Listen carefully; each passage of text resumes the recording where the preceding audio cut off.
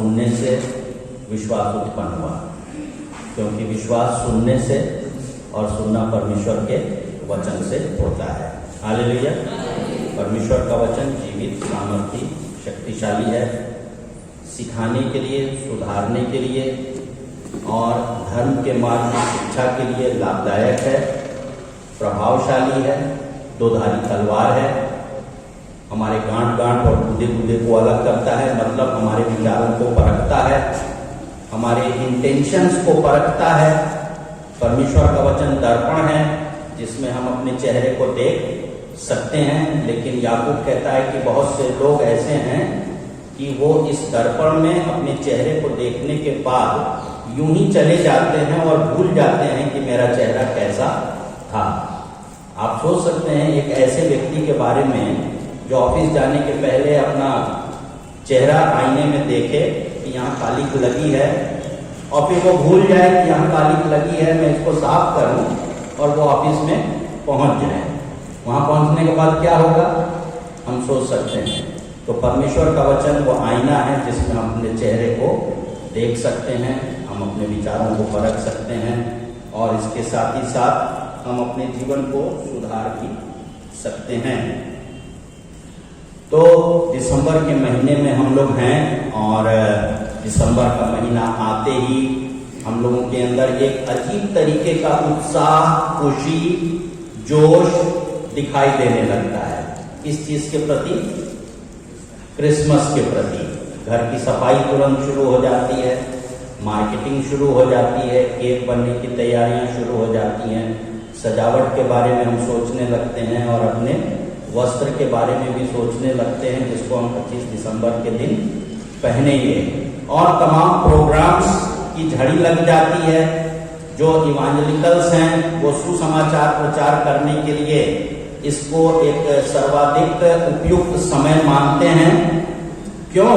क्योंकि प्रभु यीशु मसीह के पैदाइश की खुशी, जिसको एक शब्द में हम क्रिसमस कहते हैं, ये केवल ईसाइयों के लिए नहीं, लेकिन एक बड़ी अजीब बात है कि अन्य धर्मों के लोगों के लिए भी बड़े इंतजार का समय होता है और तमाम धर्मों के लोग, हिंदू और मुसलमान और पूरी दुनिया में लोग इस दिन के आगमन की प्रतीक्षा करते हैं और इस महीने के आगमन की प्रतीक्षा करते हैं। और तमाम ऐसे देश हैं जो दिसंबर का महीना लगते ही पूरा देश, पूरे शहर सज जाते हैं लाइट से और तमाम चीजों से, झालर से लोग अपने पूरे मार्केट को सजा देते हैं और स्टार लगा देंगे, क्रिसमस ट्री लगा देंगे।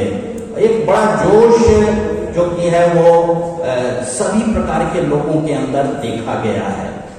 और भारतवासियों में भी प्रभु यीशु मसीह के प्रति एक आकर्षण शुरू से रहा है। यहाँ तक कि भारतीय दार्शनिकों ने तो यहाँ तक सिद्ध करने की कोशिश की कि यीशु मसीह कश्मीर में आए और वहां पर उनकी शिक्षा दीक्षा हुई और उसके बाद वो नालंदा विश्वविद्यालय में गए, जिसके खंडहर अवशेष अभी मौजूद हैं बिहार में, और वहां पर प्रभु यीशु मसीह की शिक्षा हुई।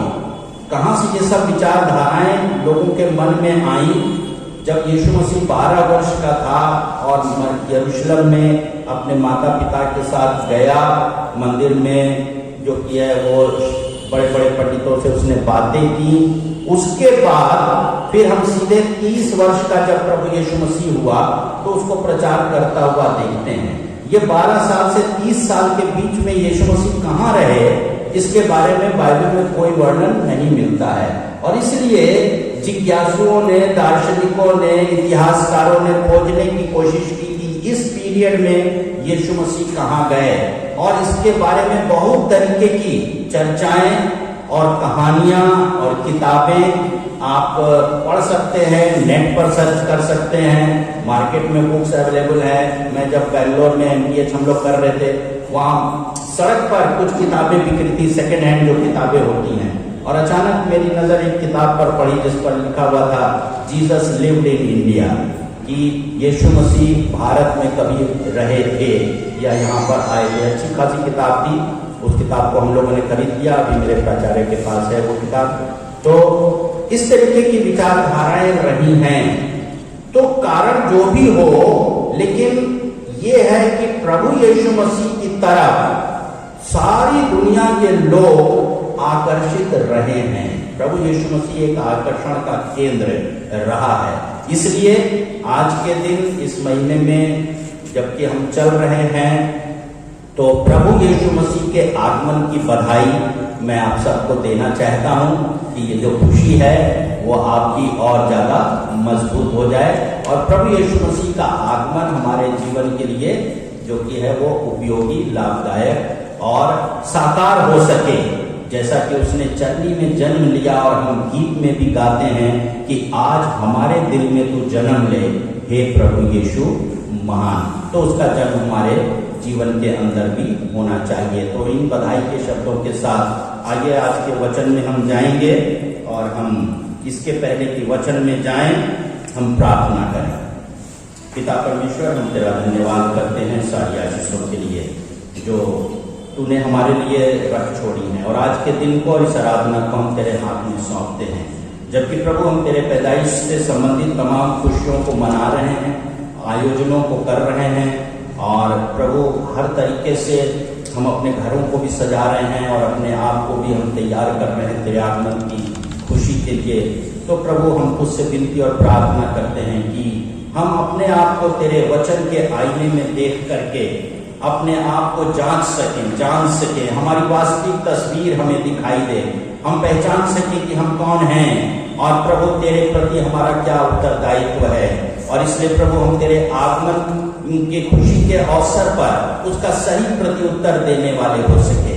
और इसलिए वचन के द्वारा से तू ही हमें जांच और परख और हमसे बोल और बातचीत कर और हमारे विचारधाराओं को परिवर्तित कर, हमारी सोच को, हमारे विचारों को, हमारे कामों को परिवर्तित कर उस तरफ जो हमें यीशु की तरफ ले जाए, ताकि हम प्रभु यीशु के सच्चे अनुयायी बन सके।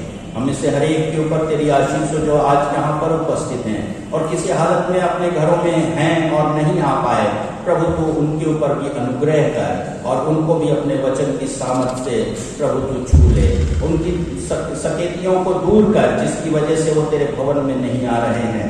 खासतौर से जो बूढ़े बुजुर्ग बीमार लोग हैं और अपने बिस्तर में हैं, प्रभु तू उनके ऊपर अनुग्रह प्रदान कर और अपने आगमन की खुशी की सामर्थ उन्हें भी प्रदान कर। यीशु के नाम से इस विनती को मांगते हैं, सुनो ग्रहण कर, आमीन। परमेश्वर के वचन से हम देखेंगे और आज के लिए जो परमेश्वर का वचन हम देखेंगे वो पाया जाता है मत्ती रची सुसमाचार और उसका 2 अध्याय और उसकी कुछ एक आयतों को हम देख लेंगे। मत्ती रची सुसमाचार और उसका 2 अध्याय 1 पद से लेकर के 12 पद तक हम पढ़ेंगे। और आप सबके पास बाइबल है, आपके पास बाइबल है, अपनी बाइबल दिखाइए। आप लोग बाइबल लेकर के आए हैं, ठीक है? बोलिए माई बाइबल, ये मेरी बाइबल है, ठीक है? ओके, तो आप बाइबल को खोल लें। मत्ती रची सुसमाचार उसका 2 अध्याय 1 से लेकर के 12 पद तक प्रभु यीशु मसीह की पैदाइश का यहाँ पर एक छोटा सा वर्णन हमको मिलता है और इसको मैं आपके लिए पढ़ूंगा और आप उसको फॉलो करेंगे। राजा हेरोदेस के दिनों में जब वह यहूदिया के बैतलहम में यीशु का जन्म हुआ, तो देखो पूर्व दिशा से ज्योतिषी यरूशलेम में पहुंचकर पूछने लगे कि यहूदियों का राजा जिसका जन्म हुआ है वो कहाँ है, क्योंकि हमने पूर्व में उसका तारा देखा है और उसको दंडवत करने के लिए आए हैं। जब राजा हेरोदेस ने ये सुना तो वह उसके साथ सारा यरूशलेम घबरा गया। तब उसने लोगों के सब मुख्य याजकों और शास्त्रियों को एकत्रित करके उनसे पूछा कि मसीह का जन्म कहाँ होना चाहिए। उन्होंने उनसे कहा, यहूदिया के बैतलहम में, क्योंकि नबी के द्वारा ऐसा लिखा गया है, ये बैतलहम तू जो यहूदा के प्रदेश में है, तू यहूदा के अधिकारियों में किसी से भी छोटा नहीं, क्योंकि तुझ में से एक शासक निकलेगा जो मेरी प्रजा इस्राएल की रखवाली करेगा। तब हेरोदेस ने ज्योतिषियों को चुपचाप बुलाकर उनसे इस बात का निश्चय किया कि तारा ठीक किस समय दिखाई दिया था, और यह कहकर उन्हें बैतलहम भेजा कि जाओ उस बालक का सावधानी से पता लगाओ, और जब वह तुम्हें मिल जाए तो मुझे सुसमाचार दो कि मैं भी जाकर उसे दंडवत करूं। राजा की बात सुनकर वे चल पड़े, और देखो जिस तारे को उन्होंने पूर्व में देखा था वह उनके आगे आगे तब तक चलता रहा जब तक कि वहां पहुंचकर उस स्थान के ऊपर ठहर न गया जहां बालक था। वे उस तारे को देखकर अति आनंदित हुए। उन्होंने घर में पहुंचकर उस बालक को उसकी माता मरियम के साथ देखा और भूमि पर गिरकर उसको दंडवत किया, और अपना संदूक खोलकर उसे सोना, लोबान और गंधरस की भेंट चढ़ाई। तब स्वप्न में परमेश्वर से ये चेतावनी पाकर कि हेरोदेस के पास न लौटना, वे दूसरे मार्ग से अपने देश को चले गए। परमेश्वर इस वचन पर आशीष दे। बहुत सिंपल है आज का मेरा संदेश, प्रभु यीशु मसीह का जन्म, जिसको हम लोग साल दर साल सुनते चले आए हैं। और इसके पहले कि इसके बारे में कुछ बात आपसे करूं,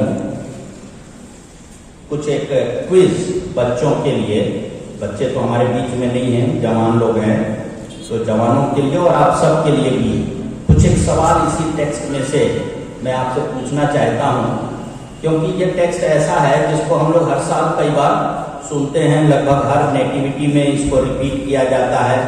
और मेहरबानी से अशर्स देख ले लोगों को बैठने के लिए जगह, नहीं तो ऊपर की तरफ जाने के लिए डायरेक्ट करें। ये सामने कुछ 3-4 कुर्सियां खाली हैं, आप लोग आगे आ सकते हैं। ये सामने की कुर्सियां खाली हैं, आप लोग आ सकते हैं यहाँ पर।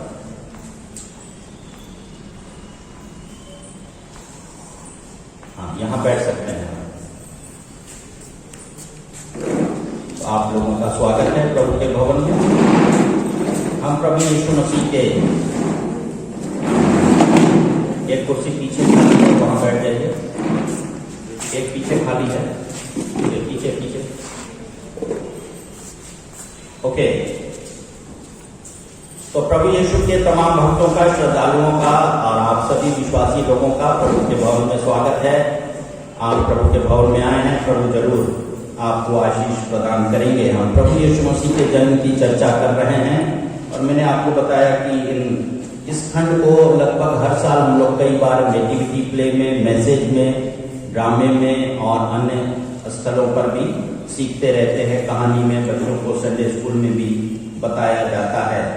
तो कुछ एक सवाल मैं जवान बच्चों से पूछूंगा, जो कि है वो 20 साल से कम उम्र के हों वही जवाब देंगे, ज्यादा उम्र के बच्चे जवाब नहीं देंगे, मतलब बड़े हो गए। ओके, तो यीशु मसीह का जन्म, प्रशंसा आप बताएंगे इस सवाल का जवाब। यीशु मसीह का जन्म कहाँ हुआ, मतलब शहर और गांव का नाम बताना है।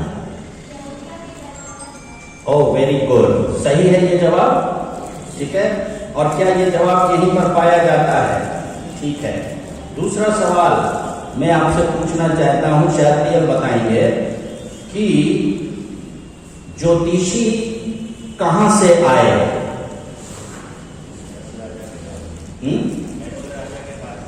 नहीं, कहां से आए? पूरब दिशा से। ओके, आंसर सही है, आप स्कोर कर रहे हैं। ओके तो पूरब दिशा से ज्योतिषी आए। ओके, तो जो उस समय यहूदिया का राजा था उसका क्या नाम था? आशीष, उस समय यहूदिया के राजा का क्या नाम था? हेरोदेस नाम था। वेरी गुड, ये सब आंसर तो सही हो जा रहा है। ओके, ये बताइए कि ये मजूसी लोग, ज्योतिषी लोग यीशु मसीह का दर्शन करने के लिए कैसे पहुंचे? इनका मार्गदर्शन किसने किया? कौन बताएगा? और जवान कौन है हमारे बीच में? हाँ, आप बताइए। हैं? तारा, ओके, सितारा देख करके उन्होंने वहां पर दर्शन किया कि यीशु मसीह का जन्म बैतलहम में होगा। ये बात हेरोदेस राजा को कैसे मालूम हुई? David, is that a correct answer? No. हाँ बेटी, तुम पीछे बैठी हो, आप आखिरी में थोड़ा बताइए, आप क्या नाम है आपका? हाँ बोलो। ये कि बैतलहम में यीशु का जन्म होगा, हेरोदेस राजा को ये बात कैसे मालूम हो गई? आपका टर्न खत्म हो गया। हाँ पीछे जो बेटी बैठी है बताओ तुम।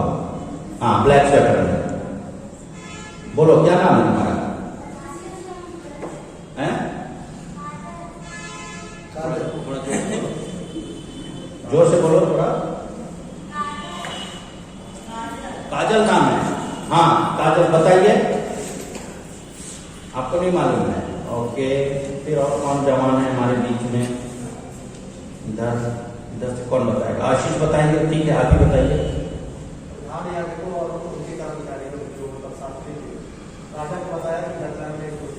किसने बताया? प्रधान याजकों ने, मुख्य याजकों ने। हाँ, राजा का जन्म कहाँ होगा? बैतलहम में होगा, याजकों ने बताया, ठीक है, पुरोहितों ने बताया, ठीक है। याजक ये बोल रहे हैं और सही है, लेकिन यहाँ पर पुरोहित लिखा है। लेकिन उन लोगों ने किस आधार पर बताया? हाँ, बाइबल में से खोल करके बताया कि यीशु का जन्म बैतलहम में होगा। और राजा हेरोदेस को मालूम था कि अगर ये पता करना है कि यीशु का जन्म कहाँ होगा तो हमको बाइबल में खोज करके देखना चाहिए। ओके, तो ये थोड़ा सा मैंने आपसे जो कि है वो सवाल यूं ही किया ताकि आपको प्रभु यीशु मसीह के आगमन की ये कहानी पूरी पूरी मालूम हो जाए। अब हम वचन में चलेंगे। सबसे पहली बात कि हेरोदेस राजा के दिनों में जब यहूदिया के बैतलहम में यीशु का जन्म हुआ तो पूर्व दिशा से कुछ एक ज्योतिषी यरूशलेम में आकर के पूछने लगे कि यहूदियों का राजा जिसका जन्म हुआ है वो कहां पर है। अब यहाँ पर एक शब्द बार बार रिपीट किया गया है और वो शब्द है राजा। आप गौर करिएगा, एक शब्द बार बार रिपीट किया गया है, वो शब्द है राजा। लेकिन ये राजा शब्द तमाम अलग अलग लोगों के लिए इस्तेमाल किया गया है। अव्वल तो ये कि हम ये देखते हैं कि हेरोदेस यहूदिया का, जूडिया जिसको कहते हैं, यहूदा प्रदेश का राजा था, बादशाह था।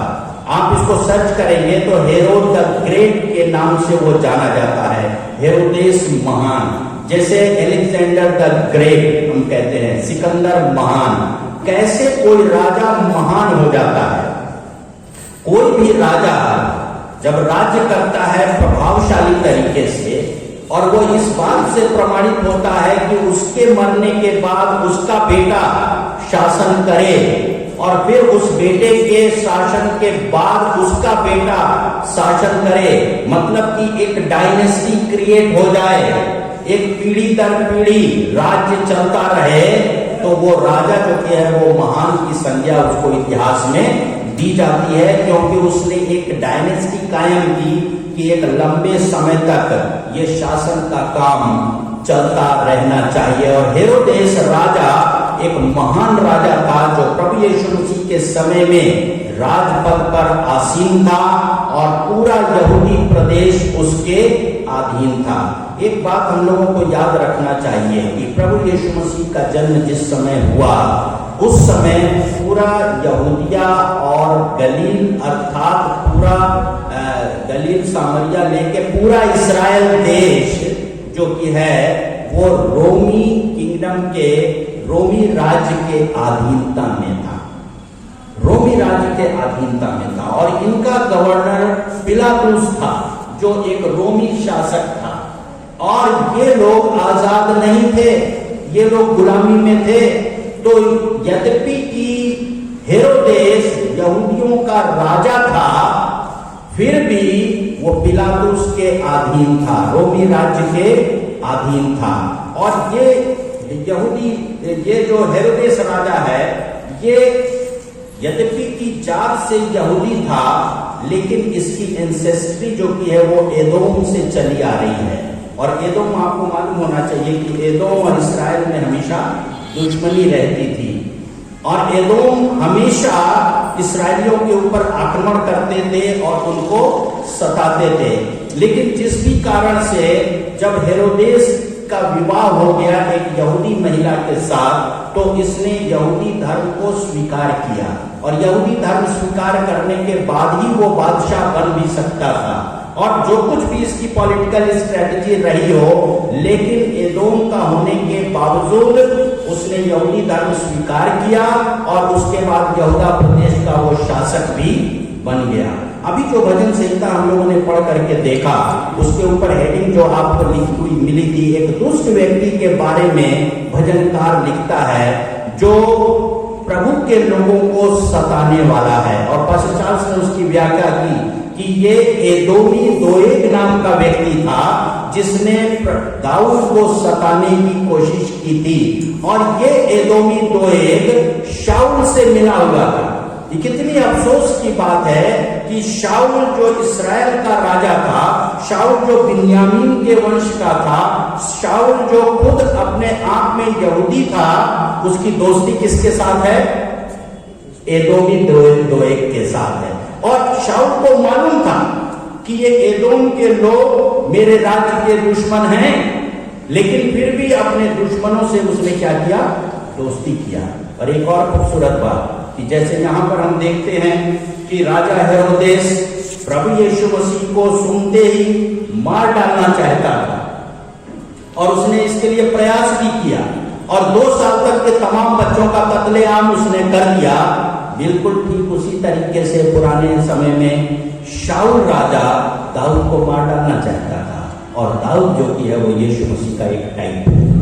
दाऊद यीशु मसीह का टाइप। ये शैतान और ईश्वर के बीच में एक द्वंद्व है, और हम लोग मात्र एक इंस्ट्रूमेंट हैं कि हम लोगों के माध्यम से या तो हम शैतान के हाथ में हैं, और या तो हम ईश्वर के हाथ में हैं। बस यही है कि चॉइस हमारी है कि हम अपने आप को ईश्वर के अधीन कर दें, या हम अपने आप को शैतान के अधीन कर दें। और इसलिए पौलुस लिखता है कि इसलिए अपने अंगों को धार्मिकता का हथियार होने के लिए परमेश्वर को सौंपो, ना कि अपने अंगों को शैतान को तुम सौंप दो कि वो पाप का हथियार बन जाएं। और शाऊल ने, एदोमी दोएग ने अपने आप को शैतान के अधीन कर दिया ताकि वो दाऊद को सता सके, दाऊद को मार सके। और यहाँ पर हेरोदेस, जिसने एदोमी होते हुए भी यहूदी धर्म स्वीकार किया, लेकिन वास्तव में उसका मन परिवर्तन नहीं हुआ, और वो प्रभु यीशु मसीह को मारना चाहता है। याद रखिए कि दुष्ट और धर्मी ये क्या चीज है, और क्यों आपस में लड़ाइयां हैं, और क्यों अत्याचार है, और क्यों समाज में बुराई है? क्योंकि ईश्वर की सत्ता और शैतान की सत्ता में एक लड़ाई है। और इसीलिए प्रभु यीशु मसीह का जन्म हुआ। यीशु मसीह को मानव रूप धारण करने की जरूरत क्यों पड़ी?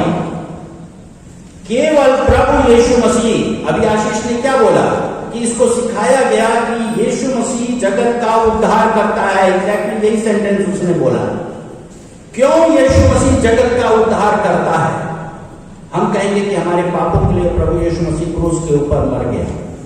क्या मेरे पापों के लिए कोई दूसरा व्यक्ति क्रूस के ऊपर मर सकता है? लेकिन पौलुस कहता है कि हो सकता है कि शायद धर्मी व्यक्ति के लिए कोई मरने के लिए तैयार भी हो जाए। और इतिहास में ऐसी घटनाएं हैं। ऐसे तो हमारा देश आजाद नहीं हो गया है, बहुत लोगों ने कुर्बानी दी है। तो ऐसी बड़ी बात नहीं है कि किसी व्यक्ति के लिए या देश के लिए या धर्म के लिए या जाति के लिए लोगों ने आहुति नहीं दी है। बहुत लोग हैं जिन्होंने आत्मत्याग किया है और अपने प्राण को दिया है। तो क्या हम उनकी तुलना प्रभु यीशु से कर सकते हैं? क्या उनके बलिदान के द्वारा से, जैसे कहते हैं शहीदों को स्मरण करो जिन्होंने देश के लिए कुर्बानी दी, धर्म के लिए जो जिहाद जिसको हम कहते हैं होली वार, कितने लोग अपने प्राण की आहुति दे रहे हैं, आतंकवाद जिसमें लोग आत्मघाती हमला करते हैं, तो क्या हम प्रभु यीशु से उनकी तुलना कर सकते हैं? और या किसी व्यक्ति का बलिदान क्या हमारे पापों के छुटकारे के लिए हो सकता है? The answer is flat no. क्यों? क्योंकि उद्धार परमेश्वर और शैतान के बीच का एक युद्ध है। हमें शैतान के बंधन से कौन छुड़ाएगा? पौलुस कहता है कि मैं जीते जी मृत्यु के वश में हूं और मुझे इस मृत्यु के बंधन से कौन छुड़ाएगा? मैं अच्छा काम करना चाहता हूं लेकिन मुझसे हो नहीं पाता है, और मैं जो काम नहीं करना चाहता हूं वही मुझसे हो जाता है। मेरे अंदर दोहरी व्यवस्था दिखाई दे रही है। मुझे इस मृत्यु के बंधन से कौन छुड़ाएगा? तो यही शास्त्री फरीसी और जिनको आप कह रहे थे बड़े याजक लोग, ये लोग वहां पर जो मौजूद थे वो उसका विरोध करने लगे, कहने लगे कि ये कैसे पापों को क्षमा कर सकता है, क्योंकि उनको मालूम था कि पापों को केवल ईश्वर क्षमा कर सकता है। शैतान के बंधन से केवल ईश्वर हमको छुड़ा सकता है। क्यों? क्योंकि शैतान से ताकतवर जो है वही शैतान के बंधन से हमको छुड़ा पाएगा, और शैतान से जो ताकतवर है वो है ईश्वर। और मैं और आप शैतान से ताकतवर नहीं है, और इसलिए जब शैतान हमको पकड़ लेता है तो हम अपनी ताकत से अपने आप को नहीं छुड़ा सकते हैं। जैसा कि बहुत से लोग सोचते हैं कि जैसा हम कर्म करेंगे उसके अनुसार हमको प्रतिफल मिलेगा और कर्मों के द्वारा से हमारा उद्धार हो जाएगा। लेकिन बाइबल स्पष्ट बताती है कि हमारा उद्धार कर्मों के आधार पर नहीं होता है, क्योंकि हम जो चाहते हैं वो हमसे नहीं हो पाता है, और जो हम नहीं चाहते हैं वही हमसे हो जाता है। केवल ईश्वर शैतान के बंधन से मानव जाति को छुड़ा सकता था, और इसलिए जरूरी था कि ईश्वर मानव बन करके इस धरती पर आता, और वही है प्रभु यीशु मसीह। और यही है क्रिसमस, कि परमेश्वर मानव रूप धारण करके इस दुनिया के अंदर आया। लिखा है कि तूने मेरे लिए एक देह तैयार की। ईश्वर सृष्टि करता, उसने अदन की बारी में एक देह तैयार की, उसके अंदर जान फूंक दिया, उसका नाम आदम रखा। ईश्वर ने एक देह तैयार की अदन की बारी में, दूसरी उसके अंदर जान फूंक दिया, उसका नाम हव्वा रख दिया। यूं उसने नर और नारी करके मनुष्यों की सृष्टि की, because he is great creator.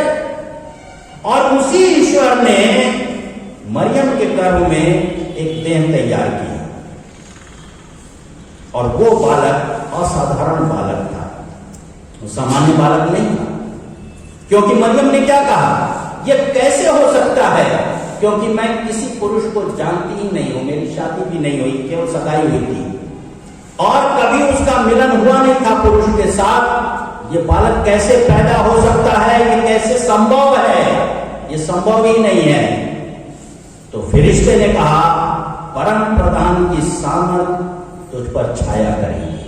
हावरिंग of the Holi spirit, लिखा हुआ है उत्पत्ति की पुस्तक पहले अध्याय के पहले पद में, कि जल के ऊपर ईश्वर का आत्मा मंडराता है। जब ईश्वर का आत्मा मंडराता है, एक सृष्टि का काम होता है, एक रचना का काम होता है, कुछ बनता है। और पवित्र आत्मा जब मरियम के ऊपर मंडराने लगा, उसने एक शरीर की रचना की, अद्वितीय बालक, और इसलिए प्रभु यीशु मसीह कुमारी मरियम से पैदा हुआ। वो एक साधारण व्यक्ति नहीं था, लेकिन वो एक विशेष रचना थी, जिसके अंदर लिखा हुआ कुलुसियों की पत्री में कि ईश्वरत्व सदैव वास करता है। पूरा full of God, a human kind. Yeshu Masih मानव बन गया, ईश्वर मनुष्य बन गया। आज तमाम लोग ईश्वर बनना चाहते हैं, मनुष्य होकर के हम ईश्वर बनना चाहते हैं, हम ब्रह्मास्त्र, हम ईश्वर बनने की कोशिश कर रहे हैं योगाभ्यास के द्वारा से, इतना कंसंट्रेट कर लें कि आप ब्रह्म में विलीन हो जाएं। बहुत लोगों ने ईश्वर बनने की कोशिश की है, और बहुत मनुष्यों को हम लोगों ने ईश्वर बना दिया है, उनको भगवान की संज्ञा दे दी है। मैं कैसे नाम दूं आपके सामने, हैं मानव, हमने उनको डेजिग्नेट कर दिया गॉड। यहां एक गॉड है जो अपने आप को डेजिग्नेट कर रहा है मैन, वो मनुष्य है। और परमेश्वर और मनुष्यों के बीच में एक ही पिछवाई है, प्रभु यीशु मसीह, और वो मनुष्य है। क्यों? क्योंकि वो मनुष्य बन गया, और इसलिए कि वो ईश्वर है, वो हमारे पापों का कफारा दे सकता है, पापों से छुटकारा कर सकता है। और इसलिए देखो, तुम्हारे लिए एक उद्धारकर्ता जन्मा है और यही मसीह प्रभु है, यही तुम्हारा उद्धार कर सकता है, क्योंकि उसका नाम इमानुएल है। देखो, वो परमेश्वर हमारे साथ है, वो असाधारण मानव है और वो हमारे साथ है, और वो देहधारी होकर के इस दुनिया के अंदर आया। That is what Christmas is all about. परमेश्वर मानव रूप में हमारे बीच में आया। और यहां पर एक राजा है, हेरोदेस। जब इस हेरोदेस राजा को लिखा हुआ है कि पूर्व दिशा से कुछ ज्योतिषी आए, और ज्योतिषियों के लिए अलग अलग शब्द अलग अलग ट्रांसलेशन में इस्तेमाल हुआ है। इंग्लिश में इसको मैजाइज कहा गया है, या जो कि है कहीं पर वाइज मैन किसी ट्रांसलेशन में लिखा है। लेकिन एक ट्रेडिशन में हम एक गीत भी गाते हैं कि हम तीन राजा पूरब की शान, इनको राजा भी कहा गया है, यद्यपि कि बाइबल में इनको राजा नहीं कहा गया है, लेकिन एक ट्रेडिशन चला आ रहा है, क्रिश्चियन ट्रेडिशन, कि हम कहते हैं तीन राजा पूरब देश से आए। अगर आप बैतलहम, यहूदिया के बैतलहम में पूरब की तरफ देखें तो उस समय के जो तीन महान देश थे, एक तो पूर्व फिलिस्तीन था अर्थात मेसोपोटामिया, जहां से इब्राहिम को ईश्वर ने बुलाया था, अर्थात जो फारस राज्य है, जहां से मेसोपोटामियन सभ्यता अर्थात मीडो पर्शियन सभ्यता जहां से निकल करके आई, और वहां की सभ्यता के अनुसार जो पुरोहित हुआ करते थे, जो मादी पुरोहित हुआ करते थे, वो नेचुरल चीजों का, प्रकृति का भेद पता करने के लिए उनके पास एक सुपर नेचुरल सेंस था। ऐसा माना जाता है कि वो प्राकृतिक परिवर्तन को देख करके कुछ प्रिडिक्ट कर सकते थे। हमने उसका एक तारा देखा है, एक अजीब तारा दिखाई दिया। अब आप आसमान में देखिए, रोज तारे दिखाई देंगे आपको, कोई ज्यादा तेज चमकता है, कोई कम तेज चमकता है, लेकिन सारे तारों को, जिन तारों को हम गिन भी नहीं सकते हैं, उनको देखते देखते इन ज्योतिषियों को पता चला कि नहीं, ये तारा एक अद्भुत तारा है, ये एक अजीब इसके अंदर तेज है या जो कुछ भी है, और उन्होंने प्रेडिक्ट किया कि किसी एक राजा का जन्म हुआ है, और वो तारा चलने वाला था, और उसको देख करके आए। तो एक तो मीडो पर्शियन किंगडम है, जो जिसका मेसोपोटामियन ओरिजिन है। आपको मालूम, पर्शिया से ही आर्यंस इंडिया में आए, जो आज हमारे बीच में आर्य समाज है। आर्य समाज तो बाद में एक सेक्ट बन गया, लेकिन भारतीय, खासतौर से उत्तर भारत के जो लोग हैं, हमारे ओरिजिन, हमारी हिस्ट्री पर्शियन है, फारस से आए, ठीक है, आर्यंस। ओके, अब क्या था, दूसरा देश आप देखेंगे स्वयं भारत है, वो पूरब में है, पैलेस्टीन के ठीक पूरब में भारत देश है। और उस समय भारत का भी दर्शन शास्त्र बहुत ऊंचा था, बड़े बड़े दार्शनिक भारत के अंदर उस समय पाए जाते थे। और विद्वानों का ये मानना है कि ये जो ज्योतिषी आए थे पूरब दिशा से, शायद कोई एक मेसोपोटामिया से निकला अर्थात फारस से निकला, कोई एक भारत से निकला, या जरूरी नहीं है कि एक निकले हों, दो तीन निकले होंगे, क्योंकि आप गौर करके देखिए कि बाइबल में, यद्यपि कि हम लोग कहते हैं हम तीन राजा पूरब की शान, ऐसा तीन शब्द कहीं नहीं लिखा हुआ है। कहीं लिखा है क्या आपकी बाइबल में? आप लोग अपनी अपनी बाइबल देख रहे हैं, कहीं तीन शब्द लिखा हुआ है कि तीन राजा आए? क्या लिखा हुआ है? कई राजा आए, many many, much more than 3 I believe. कई राजा आए, पूरब देश से आए, तो हो सकता है कि कोई चला जब फारस से, तो अकेले तो नहीं चला होगा, लंबी यात्रा करनी है, तो अपने साथ 2-3 और ज्योतिषियों का दल लेकर के चला, भारत से कोई चला। और आप पूरब में देखेंगे तो आपको अरब देश दिखाई देगा। कुछ ज्योतिषी थे जो अरब से चल करके आए, और कुछ लोगों का मानना है कि चीन भी जो कि है वो पूरब में है, यद्यपि कि उस समय में चीन में दर्शन शास्त्र ज्यादा विकसित नहीं था, लेकिन फिर भी संभव है, चलिए मान लेते हैं, क्योंकि ये सब केवल एक प्रेडिक्शन ही है।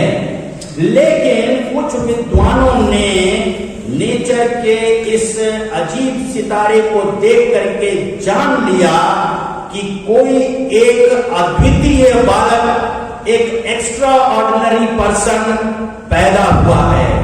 और क्या होता था कि जो विद्वान हुआ करते थे, जो प्रकृति का भेद बूझ लेते थे, ऑब्वियसली लोग उनको राजा बनाते थे कि भाई इतना विद्वान कोई व्यक्ति है कि प्रकृति के भेद को बूझ करके हमें मार्गदर्शन दे सकता, हमारे फ्यूचर को बता सकता है, तो क्यों ना हम इसको अपना राजा बना लें ताकि ये हमारे पूरे देश का विकास करे। और ये बिल्कुल ऑब्वियस है, जैसा कि दानियल की पुस्तक में हम देखते हैं, जब दानियल ने राजा के स्वप्न का अर्थ बता दिया तो राजा ने उसको तमाम प्रांतों के ऊपर अधिकारी नियुक्त कर दिया।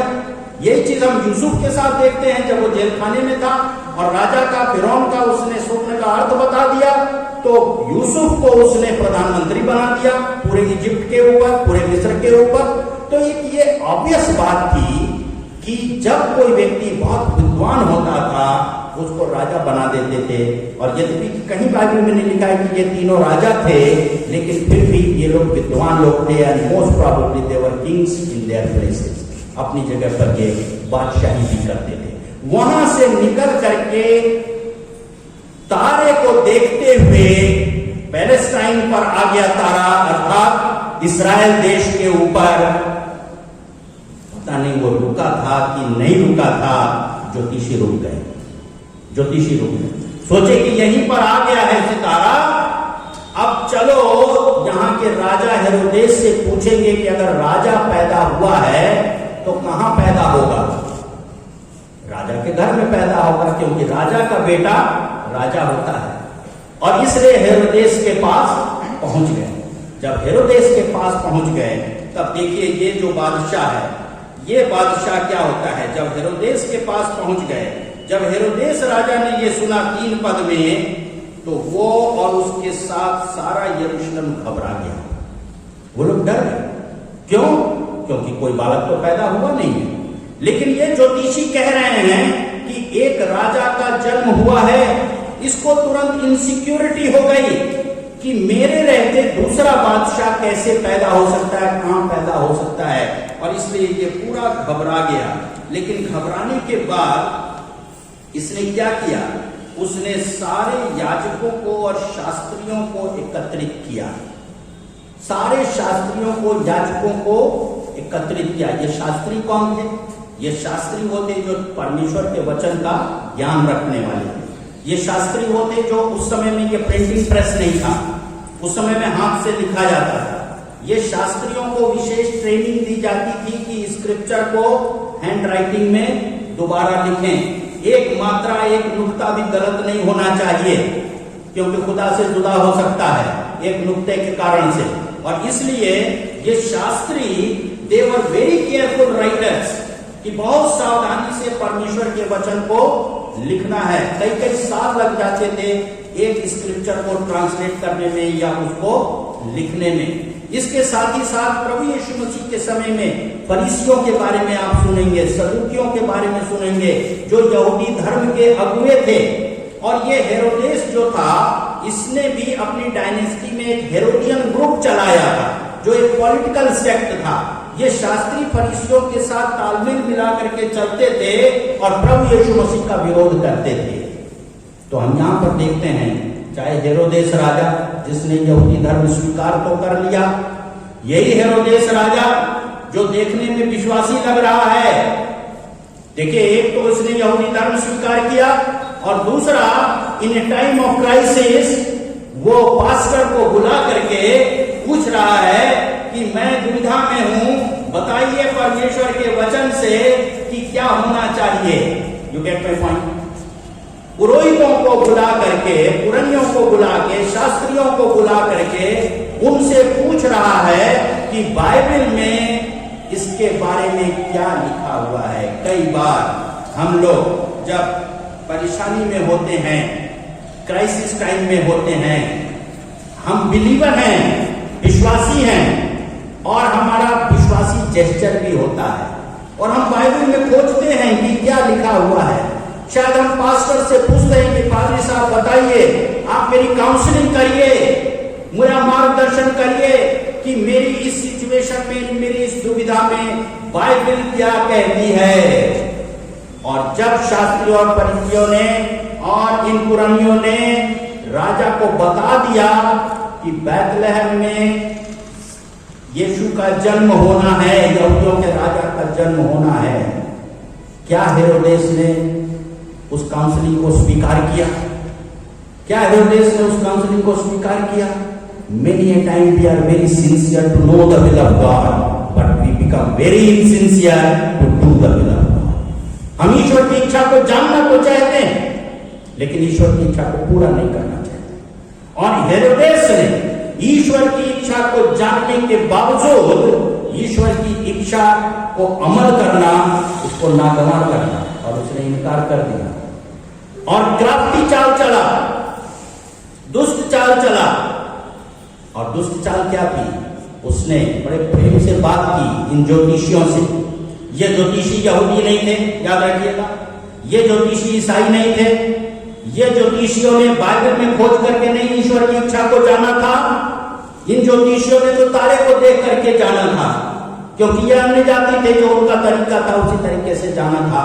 और इसलिए प्रेरितों के काम की पुस्तक के 10 अध्याय के अंदर लिखा हुआ है कि इसलिए इस पृथ्वी के ऊपर जितने लोग सच्चे हृदय से परमेश्वर को खोजते हैं, वो उसके निकट रहता है, वो उसको पा लेते हैं। और क्या हुआ कुरनेलियस के घर में? कुरनेलियस एक अन्य जाति अधिकारी था, ईश्वर को सच्चे हृदय से खोजता था।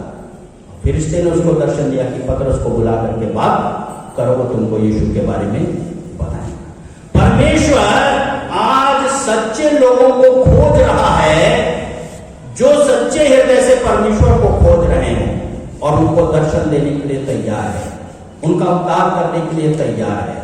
और ये ज्योतिषियों ने जब हेरोदेस को बताया, और इन ज्योतिषियों ने जब ये मुख्य याजकों को बताया अपनी बात, और मुख्य याजकों ने बाइबल में से खोज करके साबित कर दिया कि हाँ, एक उद्धारकर्ता जन्मा है।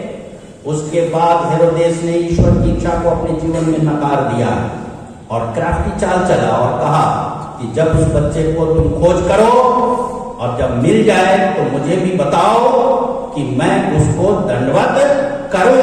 मतलब उसको मालूम था कि यीशु मसीह के प्रति उसकी क्या प्रतिक्रिया होनी चाहिए।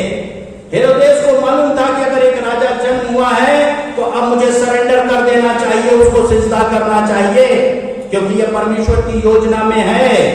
उसको ये बात मालूम थी और उसने एक जो ये क्या कहते हैं कैमोफ्लेज किया अपने आप को कि मुझे भी बताओ ताकि मैं जा करके उसको दर्शन करूं। लेकिन उसके मन के अंदर चोर था, वो क्या चाहता था?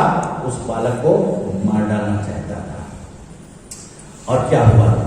और क्या हुआ कि यहाँ पर ये जो मुख्य याजक हैं, लिखा हुआ है कि मुख्य याजक जब हेरोदेस ने सुना तो यरूशलेम घबरा गया। सारे मुख्य याजक शास्त्रियों को एकत्रित करके पूछा और उनसे पूछने के बाद इन्होंने जब बता दिया, सारा यरूशलेम घबरा गया। मतलब कि ये याजक, ये शास्त्री, ये फरीसी, ये सदूकी, ये स्कूती, ये हेरोदियंस, ये एथनिक ग्रुप के लोग, ये जो तमाम पॉलिटिकल और रिलीजियस लीडर सेक्ट के लोग थे, परमेश्वर की इच्छा को जानने के बावजूद, इस प्रकाशन को जानने के बावजूद घबरा गए। राजा का साथ दिया। ये 3 राजा हैं या कुछ राजा हैं या कुछ विद्वान हैं, वो वहां से आगे बढ़ते हैं, तारे को देखते हैं। लिखा हुआ है कि तारे को देख करके वो आगे आगे चलता रहा सितारा, और जा करके लिखा हुआ है कि ठीक जहां पर बालक था वो जगह पर वो रुक गया। ठीक जहां पर बालक था वो बालक, वहां पर सितारा रुक गया। अब फिर से एक क्विज पूछना चाहते हैं आपसे, बिना बाइबल में देखे हुए बोलिएगा। मैं जानता हूं आपकी बाइबल खुली हुई है, बड़े लोगों में से जवाब मैं चाहता हूं। सितारा किस जगह रुका था? कौन बताएगा किस जगह रुका था सितारा? सुषमा नहीं बताएगी, ओके। और कौन बताएगा? हैं? हाँ, तो कहाँ हुआ था बताइए। बताइए ना, किस जगह सितारा लटका हुआ है, कहाँ रुका हुआ है, बोलिए। हाँ, बैतलहम में भी। और फोकस करिए, है साफ साफ। इसराइल तो बहुत बड़ा हो गया। इसराइल में यहूदा प्रदेश, यहूदा में बैतलहम, और उसको संकीर्ण करिए गौशाले के ऊपर। कितने लोग सहमत हैं कि ये आंसर सही है? गौशाले के ऊपर, हाँ दिखाइए। देखिए, इतने लोग कह रहे हैं कि गौशाले के ऊपर रुक गया था। बाकी लोगों ने हाथ नहीं दिखाया। बाकी लोग बता सकते हैं कहाँ रुका था। सुषमा, एक घर के ऊपर रुका था। आप देखिए बाइबल के अंदर 11 पद, सब लोग बाइबल में देखें 11 पद में क्या लिखा हुआ है, वो जन पढ़ो प्रशंसा। 11 पद में क्या लिखा है? घर के अंदर पहुंच के उस बालक को उसकी माता मरियम के साथ देखा। और यूसुफ कहां है? यूसुफ कहां है? घर के अंदर पहुंच गए। सिस्टर मीना, ये चरनी नहीं थी। घर के अंदर चरनी नहीं होती है, ठीक है ना। गौशाला घर के अंदर नहीं होती है। सितारा उस जगह पर रुक गया। उसके नीचे एक घर है। वो लोग घर के अंदर प्रवेश कर गए और घर के अंदर एक बालक है और उसकी माता है, लेकिन यूसुफ नहीं है। शायद बाजार गया होगा, कोई बड़ी बात नहीं। लेकिन नेटिविटी देखते देखते हम लोगों के दिमाग में, माइंडसेट में बैठ गया है कि चरनी के ऊपर सितारा रुका हुआ है, वो घर था। याद रखिए, मैंने आपको बताया कि फिलिस्तीन देश से, अर्थात यहूदिया के बैतलहम से, ये पूर्वी देश से जो लोग चल करके आए, सितारा दिखा था जब यीशु पैदा हुआ था। वहां से चल के आने में हो सकता है ऊंट के ऊपर चल के आ रहे हो सकता है गधे पर चल के आ रहे हो सकता है घोड़े पर बैठ करके आ रहे हो। जो उस समय की सवारी थी, कितना दिन लगेगा आप कल्पना कर सकते हैं। भारत से यरूशलेम गधे पर बैठ के पहुंचने में, घोड़े से पहुंचने में कितना दिन लगेगा? 1 दिन का काम है, 2 दिन का काम है, 2 महीने का काम है, कई महीने, कई साल भी लग सकते हैं कि आप उस जमाने में वहां पर पहुंचते। इस बीच में तमाम घटनाएं घट गईं और यही कारण था कि राजा इंतजार कर रहा है कि ये लोग लौटे नहीं हैं। 1 दिन बीत गया, 1-2 दिन बीत गया, महीना बीत गया, कैलेंडर पर पलटता जा रहा है, साल बदल गया और इसलिए उसने कहा 2 साल तक के सारे बच्चों को मार दो। 2 साल हो गया इन मजूसियों को उस घर तक पहुंचने में, लेकिन उनका प्रयास जारी रहा, उनका प्रयास जारी रहा। यारो, मैंने आपको 3 लोगों के बारे में बताया है। मैंने आपको बताया हेरोदेस राजा के बारे में, जो कि एदोमी होकर के भी यहूदी धर्म में आ गया था। मतलब कि उसने अपना धर्म परिवर्तन किया, लेकिन उसका मन परिवर्तन नहीं हुआ था।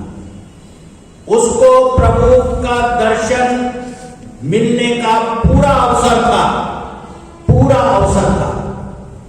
न केवल ज्योतिषियों ने उसको इस राजा के बारे में बताया, लेकिन पुरानियों ने, शास्त्रियों ने भी उसको प्रभु यीशु मसीह के बारे में बताया, वचन में से खोल करके दिखा दिया। और इसलिए लिखा हुआ है वचन में कि पवित्र शास्त्र को तुम्हारा जाना हुआ है, तुम पवित्र शास्त्र की बात को जानते हो, फिर भी तुम उसको मानते नहीं हो। और हेरोदेस ने अपने हृदय को सख्त कर दिया। आप कहेंगे कि ज्योतिषियों ने हेरोदेस को धोखा दिया, सही बात है कि नहीं बात? ज्योतिषियों ने हेरोदेस को धोखा दिया। तो अगर मरवाना था तो ज्योतिषियों को मरवाना चाहिए था ना। अरे जिसने धोखा दिया उसको ना हम मारेंगे कि बच्चों को मार देंगे। इसने क्या किया? बच्चों को मार दिया। क्यों नहीं ज्योतिषियों को मरवाया? क्योंकि वो लोग विद्वान थे, क्योंकि वो लोग बादशाह थे, क्योंकि वो लोग ताकतवर थे।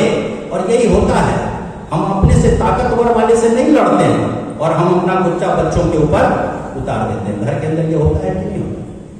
कि हस्बैंड वाइफ में लड़ाई होगी, बच्चा पिट जाएगा। क्यों भाई?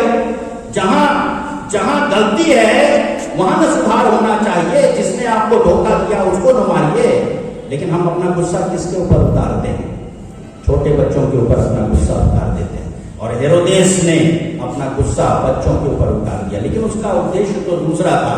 वो सोचता था कि ये 2 साल तक के सारे बच्चे जब मर जाएंगे तो यीशु मसीह भी उसमें मर जाएगा और मेरी सत्ता कायम रहेगी, क्योंकि उसको अपनी डायनेस्टी चलाना था। यद्यपि कि वो कुछ सालों तक सफल हुआ, लेकिन आप आगे बाइबल में पढ़ करके देखेंगे कि कीड़ा पड़ करके मर गया। बहुत बुरी मौत मरा, क्योंकि उसने बच्चों को मरवा दिया था और ज्यादा दिन जिंदा नहीं रहा।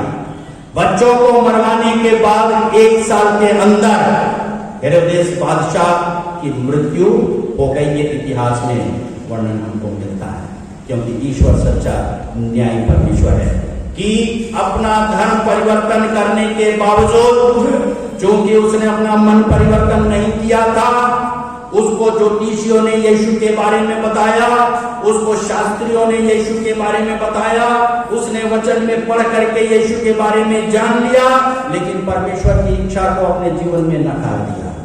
दूसरे व्यक्ति के बारे में आपको मैंने बताया कि ये शास्त्री और फरीसी सदूकी जो वचन का ज्ञान रखने वाले थे, जो जन्मजात यहूदी थे, आज वो तमाम जन्मजात ईसाई जो बचपन से बाइबल को पढ़ते हैं, लेकिन प्रभु यीशु मसीह के दर्शन के लिए उनकी आंख अभी तक खुली नहीं है। लेकिन यहाँ पर कुछ लोग हैं जो कि ईसाई नहीं हैं, जो कि यहूदी नहीं हैं, जिन्होंने यहूदी मत धारण नहीं किया है, पूरब देश के रहने वाले हैं, फारस के रहने वाले हैं, चाइना के रहने वाले हैं, इंडिया के रहने वाले हैं और पर्शिया के रहने वाले हैं।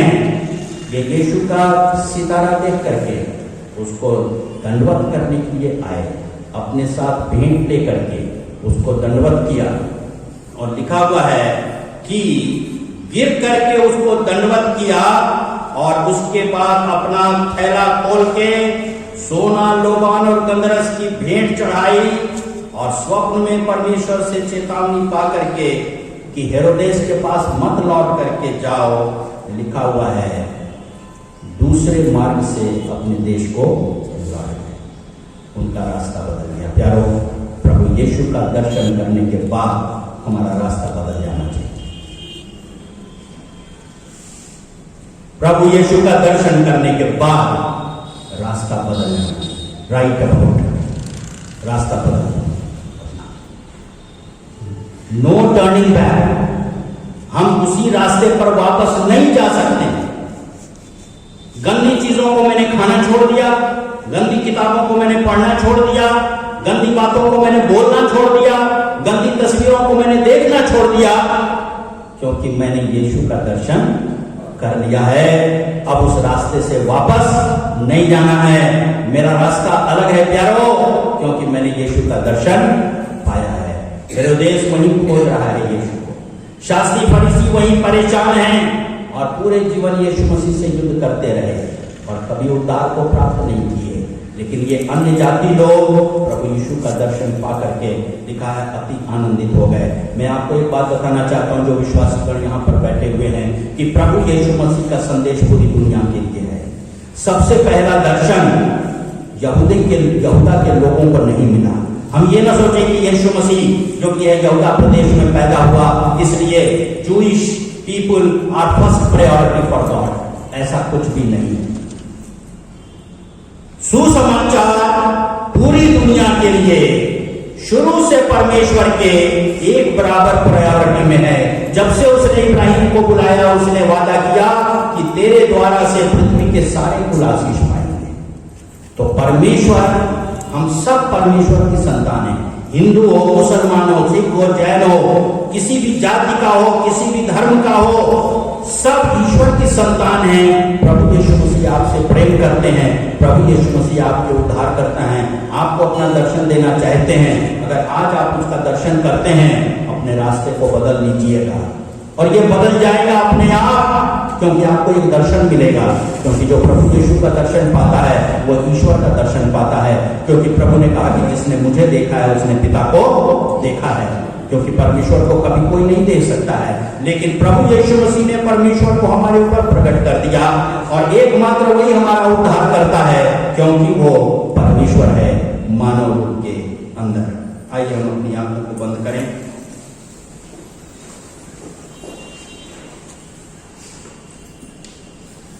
परमेश्वर के वचन के प्रति हमारी क्या प्रतिक्रिया है। क्योंकि हेरोदेस ने यीशु का संदेश सुनने के बावजूद परमेश्वर की उद्धार की योजना को अपने जीवन में नकार दिया।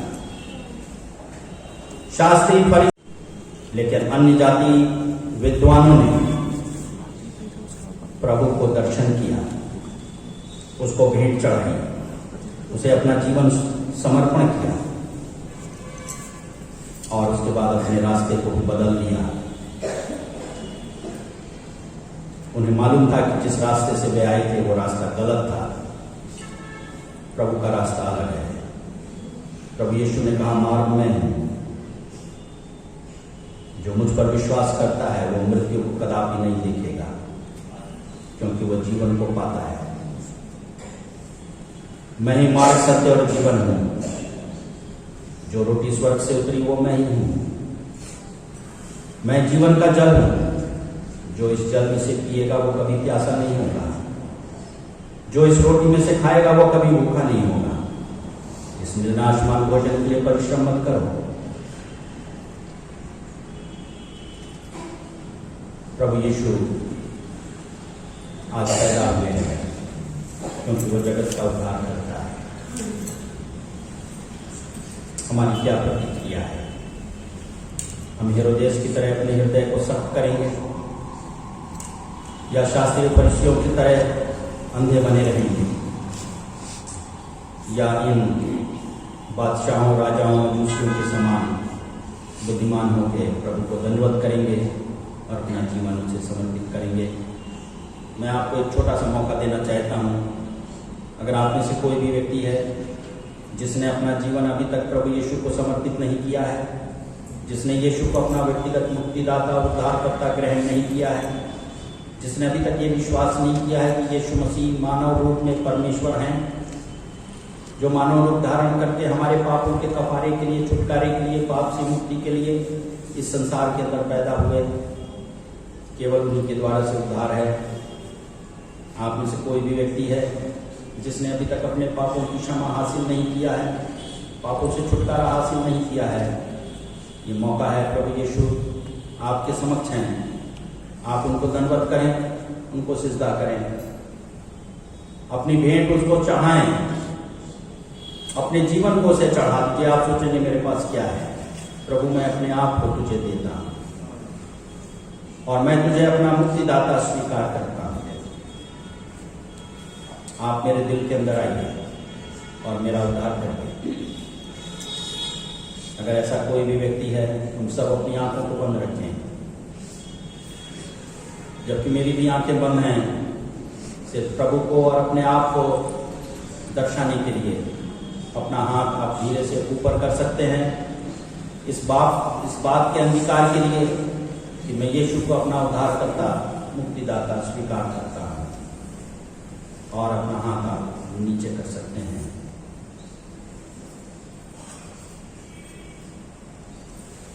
पास्टर चार्ल्स से आग्रह करते हैं कि सामने आए और अंतिम प्रार्थना के साथ हम सबको विदा करें।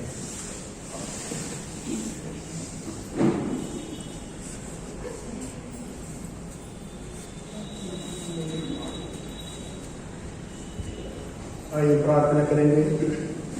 हमारे सर्वशक्तिमान और दयालु पिता परमेश्वर, आपका धन्यवाद करते हैं सुंदर समय के लिए और इस प्रभु के दिन में प्रभु तेरे भवन में आने के लिए, पवित्र लोगों के साथ जो संगत में बांटने के लिए, परमेश्वर के सामर्थ्य और जीवित वचन सुनने के लिए प्रभु ने अवसर दिया है। हालेलुया। आज के संदेश के द्वारा तीन जो विभाग में तीन लोगों को, तीन प्रकार के लोग हमारे सामने प्रभु ने दिखाया और दो विभाग के लोग, दो तरीके के लोग प्रभु यीशु मसीह की इच्छा और परमेश्वर की योजना को जानने के बाद भी अपने जीवन को उसी के अनुसार रूपांतरित नहीं किया है। लेकिन जो तीसरा विभाग है, तीसरा तरीके का जो लोग है, जो मजूसी है, विद्वान है, जो बादशाह लोग है, वो अन्य जाति होकर भी परमेश्वर की योजना को अपने जीवन में अमल किया है और प्रभु का दर्शन पाने के बाद अपने जीवन शैली को बदल लिया है।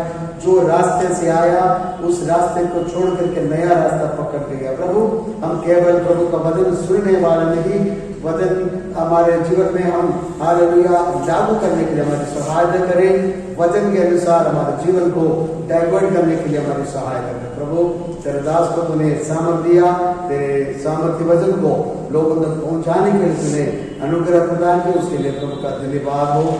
हालेलुया जितने लोग इस वचन को सुने हैं सब पर तेरी आशीष हो। इस पूरे सप्ताह में इस वचन की जोड़ी में चलने के लिए हमारी सहायता है। धन्यवाद के साथ यह प्रार्थना हमारा उद्धारकर्ता प्यारे यीशु मसीह के नाम से हम मांगते हैं। और पिता परमेश्वर का प्रेम, प्रभु यीशु मसीह का अनुग्रह, पवित्र आत्मा की संगति और सहभागिता हम सबके साथ हमेशा प्रभु यीशु मसीह के आगमन तक बनी रहे।